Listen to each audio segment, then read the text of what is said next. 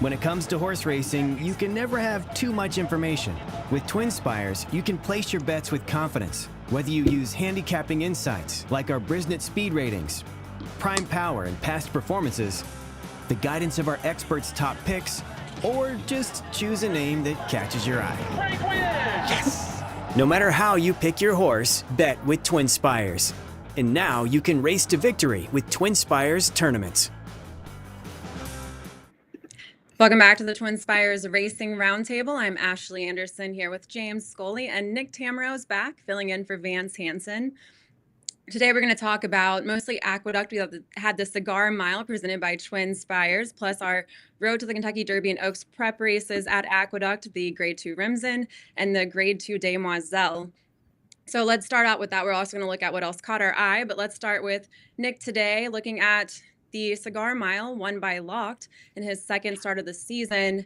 Do you think he'll be a major player in the older male division in 2025 based off that performance? Yeah, great to be back with you guys, of course, to start. And I would say so. You know, you would think that Locked was kind of the horse that got forgotten a little bit along the Derby trail and into the summer when he got scratched right before the Fountain of Youth. Or actually, I think he got scratched that morning and his stablemate got scratched on the track.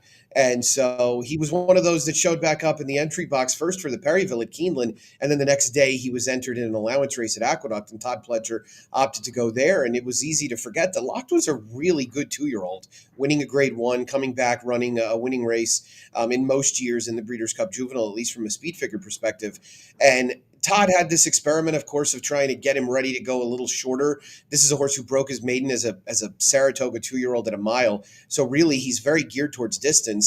And up to this point in 6 career starts, he's not gone beyond a mile only once. So he looks like a major player for 2025. And, you know, fingers crossed, guys, this handicap division this year was brutal. So we're really looking at what could be a nice bunch of horses, both with, it was bad news, of course, to hear that Fierceness is going to be out for probably most of the first half of 2025, but still with Sierra Leone coming back and now Locked and Torpedo Anna, obviously, to face fillies, at least for some period of time, it does look like an exciting bunch, and Locked looks to be definitely among the best of them.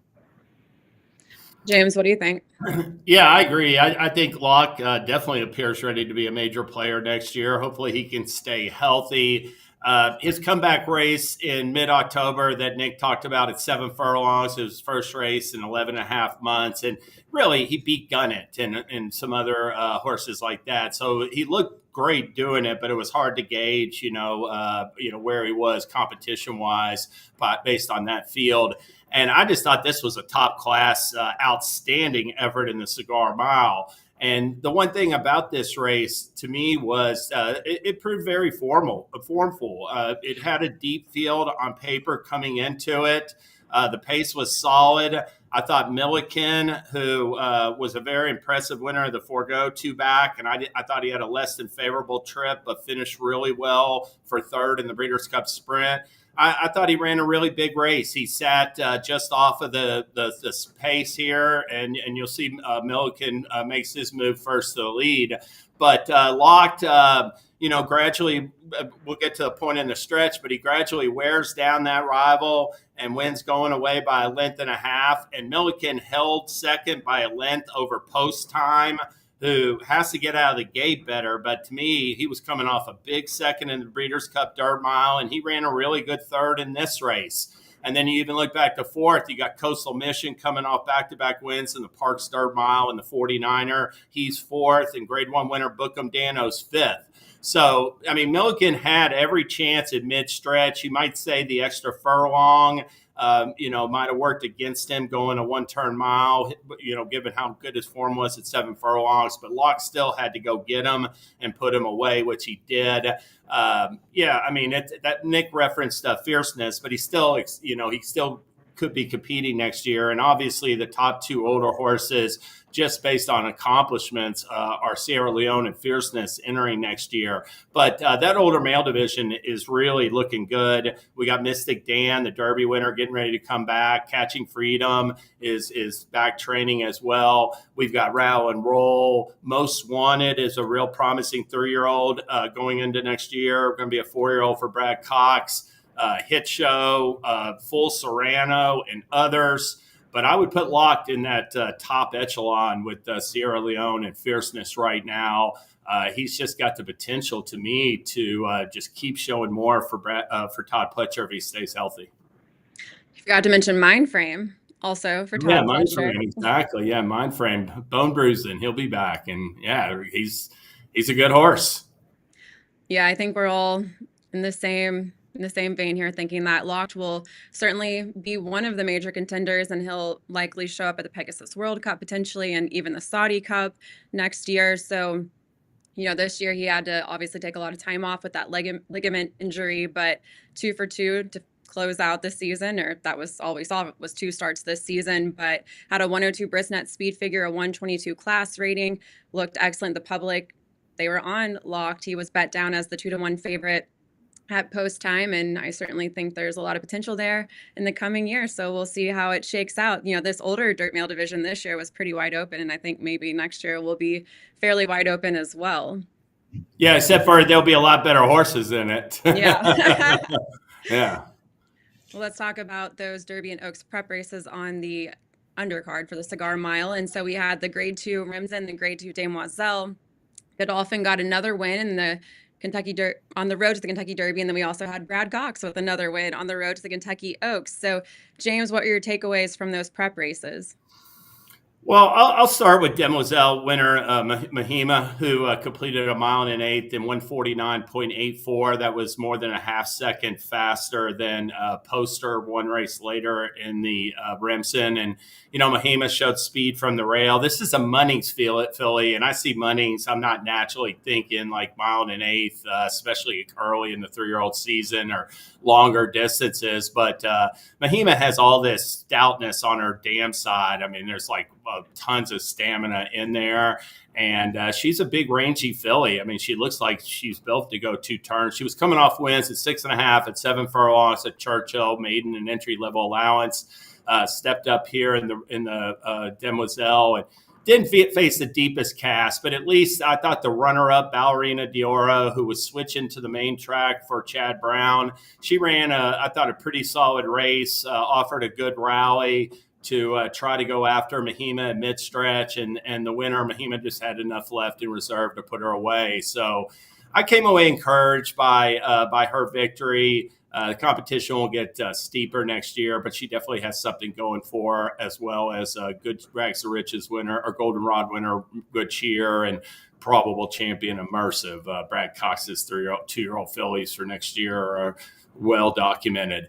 As far as and moving on to Poster's race, the Remsen, I did think that was a very he gave a fine account of himself, no doubt about it. This is a Munnings colt also, who is out of a Tappet mare pinup, who is a daughter of Grade 1 dirt winner and Broodmare of the Year, Cara Raffaella, who is the dam of Bernardini, who won the Preakness Travers and was champion 3-year-old colt. So tons of dirt pedigree on the bottom side of Poster's pedigree. He made his first 2 starts on turf, going a mile and a 1:16 for Ian Hardy, and switched to dirt in the Remsen with a good performance. Now, I will say, one thing about the Remsen is that the odds-on favorite Kiweda never fired at all. I just think the 2-turn distance didn't fit him very well. And Tux, who was coming off a nice maiden win and set the pace, he gave way pretty readily, I thought, to the top 2 by the top of the stretch. But Aviator Guy ran a really big race for second. He was stuck inside behind rivals entering the stretch. Poster got the jump on him the outside. When he extricated himself from trouble, he came flying late to get beat like a nose. He's a big, huge, looked like a big, huge colt, Aviator Guy did. And I thought he ran extremely well for Chad Brown as well. But I don't think the competition was very strong in the Remsen. The race didn't come back as fast as the Demoiselle. So those colts, while they look good, Poster and Aviator Guy, they still have something to prove going forward in my mind, Nick.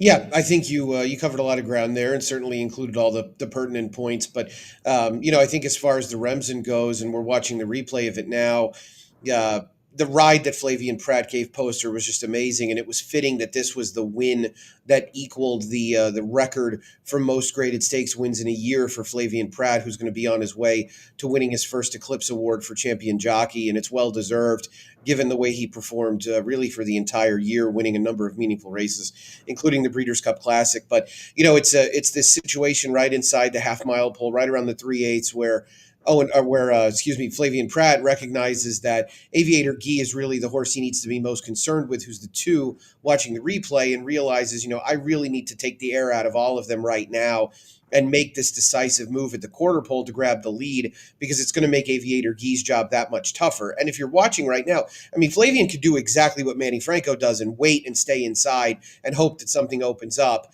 But it's right at this point where he basically says, you know what, the hell with it. I'm going outside. I'm going to make my move, and I'm going to put this horse in what I think will be a tough spot and enough of a deficit to have really just simply not enough time to overcome. So while, occasionally it might be ill-advised to make this big 4-wide move, this was a move that was done in a very calculated fashion. And it was the winning move, because right now he's going to open up a length on 2 tired horses and turn for home with a decisive advantage. So excellent ride by Prat. James hinted at what I kind of thought about all of this, which is that we get all wrapped up in sometimes who these horses' sires are, and don't really pay attention to the fact that you can breed a sprinty sire to a stamina-laden mare, especially a family that's full of stamina-laden horses, and it really cancels out what the sire's proclivity was.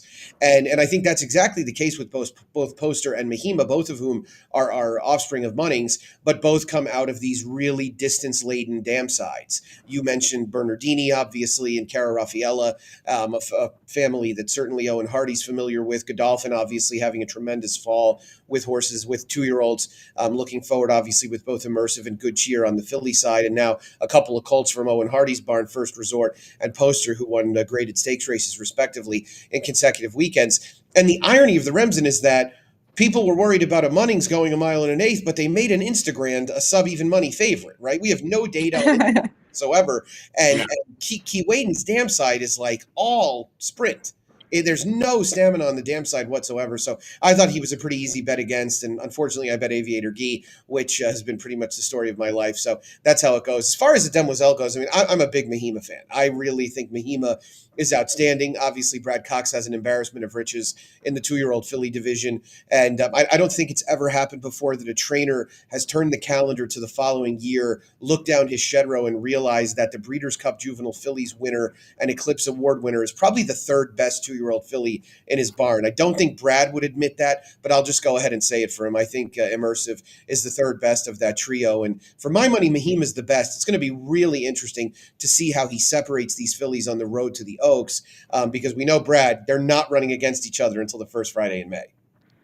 Yeah, it will be interesting. And you're right about, the thing with with Poster, he's by Munnings, but he's out of a Tappet mare, right? And Tappet is viewed as this great source of stamina, but Tux, who gave way setting the pace, he was by Tappet, but his dam side was all speed. He had like Matty G and runners like that in his immediate dam side. So he was geared more towards sprint, despite having that Tappet on top due to his dam side. And obviously Poster, it's geared towards routes, despite having Munnings on the top side because of his dam side. You want me to? And I think you would admit as well, James, that I was just going to say real quick that, these races really represent one of the scenarios where you do pay particular attention to pedigree, because a lot of these horses hadn't been beyond 7/8. And now they're going to 9 furlongs. 9 furlongs, even in early December in your 2-year-old season, that's a big ask right? That's a hard thing to do. And it's part of the reason why people have scoffed at the Remsen over the years. The Remsen's been a very productive race all in all, especially in 2021 and 2023. Now, there have been some bad runnings. This to me feels like one that's probably along the lines of 2022, where we're not really going to have a Triple Crown player. But last year's race yielded the winners of the Risen Star, Bluegrass, Belmont, Haskell, Breeders' Cup Classic, and the Jerkins. So, there was a sprinter in there, an eventual Grade 1 winning sprinter in there as well. So, I think it's important to make sure you're up on the pedigrees in these kind of races because they can give you some insight into it that you don't just get from the running lines. Yeah, both those editions, 21 and 23, yielded the Belmont Stakes winner. So, yeah. Correct. Right. Yeah.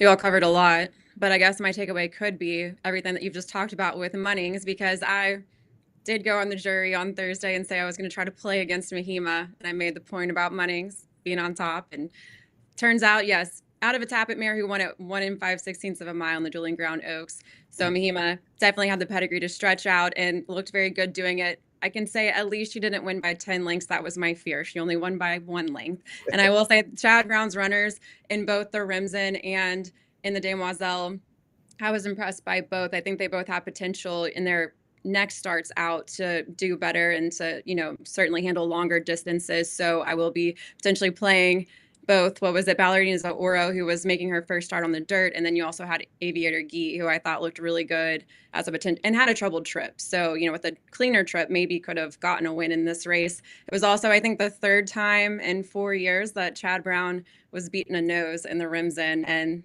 2 years in a row that his horse lugged in the stretch. So, gonna have to improve on that. But yeah, I think Aviator Gee has a lot of potential. Yeah, you're right. He's had some tough beats, and I think he wouldn't trade out the Preakness win for early voting or the Breeders' Cup Classic for Sierra Leone for a Remsen. But yeah, Ballerina Doro is interesting. I agree, and worthy of a little bit more mention because though look, these two sped off from everybody else in the stretch, which it really is part of the hallmark of a good race from the top two finishers. But really, nobody made a move. Ballerina Doro got a great ride from Dylan Davis. She saved all kinds of ground, but nobody moved from the back of the pack at all. I think that might end up playing out as a bit of an indictment of the race in general, and I think the top two are probably the only two that you want. I think we could even be having the conversation in a few months that you didn't want anybody from the Remsen. So I'd be cautious with it overall, but I do think Ballerina Doro is one that you feel like has some upside. Chad knew they were playing with house money, first time dirt. If she runs well, great. We've got an Oaks horse, and if she doesn't, great. We've got one of his, endless supply of good turf females. I will say that Aviator Gee, he was coming off a turf race. He ran for it, but two back he had broken his maiden in an off the turf maiden on September 28th, and Cyclone State was second in that race. He won an entry level allowance on Friday, I think, and beat a nice maiden winner from Brad Cox and others in that field. Hands of Time was third in there, and he came back and broke his maiden on turf. And even the fourth place finisher was a 5-horse off the turf maiden, and the second through fourth all came back and won. Cyclone States won twice, and Aviator Gee got beat a nose in the Remsen. So that was a pretty good maiden race there in late September. Let's move on to what else caught our eye from the weekend. So, Nick, what stood out to you? Yeah, featured event at Los Alamitos Daytime Thoroughbreds was the Starlet, which of course is a race that over the years we've seen have some pretty decorated winners and horses go on to do big things. Once again, Bob Baffert was victorious, which is no great surprise. I actually liked Look Forward, who finished second, but it was Tenma who got the job done, and you'll see the stretch drive between these two. It's a pretty nice battle that really Tenma only gains the upper hand for good within the 16th pole during this long run in. Look Forward was stretching out off an impressive maiden win for Michael McCarthy. But Tenma feels like she'll probably end up being one of the better 3-year-old fillies in Southern California. And, I'm going to keep tabs on her and everybody else that Bob Baffert has out there in terms of how they end up working their way up to the Kentucky Oaks. But felt like she was worthy of a mention, getting that grade 2 win and looking like one that's on the road to the first Friday in May as well. And I'll mention real quick, I'm going to mention two horses real quick. First off, Donut God. He debuted on November 14th at Churchill Downs in a open maiden special weight, was bet way down, went off 4-5. He won by 2.5 lengths in the slop, and then came back 23 days later and won the inaugural stakes on Saturday at Tampa Bay Downs. You'll see him here on the lead. He looked real good right here. Now, he did get a little bit tired late and holds on to prevail by about a length, but still, it was a nice win. This is an end of mission, and plus he was coming back on short rest, so I won't take too much away from him, given that it was a pretty quick turnaround. But an end of mischief colt for Brian Lynch looks like a pretty promising sprint prospect. Last winter, Bookham Dano, who ran second in the Nashua, essentially emerged at Tampa Bay Downs. His first race was the Pasco. This was the inaugural, but it was a good-looking sprinter to perhaps keep an eye on. Donut God. And then secondly, I want to mention on Saturday, after running poorly, being well beaten in the Joe Hirsch Turf Classic and the Kentucky Turf Cup, Get Smokin' rebounded with a wire-to-wire, gate-to-wire win in the Grade 3 Valedictory Stakes at Woodbine. That was the first time he had ever won, not on turf. He won over the Tapeta. He was like the 5-1 third or fourth choice in the wagering and won convincingly. And I just want to say this about Get Smokin'. This is a horse that has now run in 28 career stakes attempts, and he's only been favored once in those 28 races. And that was last summer at Kentucky at Ellis Park, where he ran fourth in the Kentucky Downs Kentucky Cup preview at Ellis Park. So this is a horse who never gets any respect. He Get Smokin' won early in his 4-year-old season the Seek Again Stakes in 2021 at Belmont Park. Over the next 2.5 years, he proceeded to lose 11 consecutive stakes races. But perseverance has paid off for him and his connections. He won the Kentucky Turf Cup last year at 19-1. He won the UN this year at 9-1. And it comes off this stakes win in the Valedictoria. Since last year, he has earned $1.65 million, Get Smokin' has. Like I said, totally unappreciated, never favored in any of his starts. But that was a pretty good win to conclude his 7-year-old season on Saturday. So I thought I'd mention Get Smokin'. That was a third straight win for Mark Casse in that race and 7th overall, which also Todd Pletcher got his 7th win in the Cigar Mile. So a lot of milestones there. And I'll mention a milestone with Flavien Prat. As you already talked about, Nick, he got his 80th stakes win of the season that set a new record, which broke the record by Irad Ortiz Jr. with 79. It's also Flavien Prat's 50, when he got the win with the Remsen, it was his, is their audio playing? Anyway, this was the 55th graded stakes win, which ties the record by Jerry Bailey from 2003. So it's been a great year for Flavien Prat. Of course, he got wins in the Pegasus World Cup, the Diana, the Wise Dan, Met Mile, Breeders' Cup Filly Mare Turf, and the Breeders' Cup Classic. So a little bit more time left in the year, too. Maybe we see him extend that record for the single season stakes wins and maybe get another graded stakes victory as well. I'd say he's got stakes wins this year at Oaklawn, Oaklawn, definitely Santa Anita, and maybe Gulfstream. He's going to win. That 55 is definitely going to be shattered. And he's going to be at Santa Anita on the opening day, well represented. I don't know how many more stakes wins, Nick, you think he can get this month? 5, 6? Yeah, I mean, I guess it'll depend. I haven't looked to see where he's riding this weekend. He could be taking some time off, but in advance of the first week at Santa Anita, I imagine he'll be well represented on December 26th. So with him, I wouldn't be surprised if he's got another 3 or 4 graded stakes in him for sure. He's had a tremendous year, and a guy that made a big career move 3 years ago to go to the East Coast post-COVID and really did it for this very reason, right? He wanted to put himself in position to win the Eclipse. So it's nice when a plan comes together. And I think one thing that I very seldom find myself saying, who the hell is riding that horse when Flavien's aboard?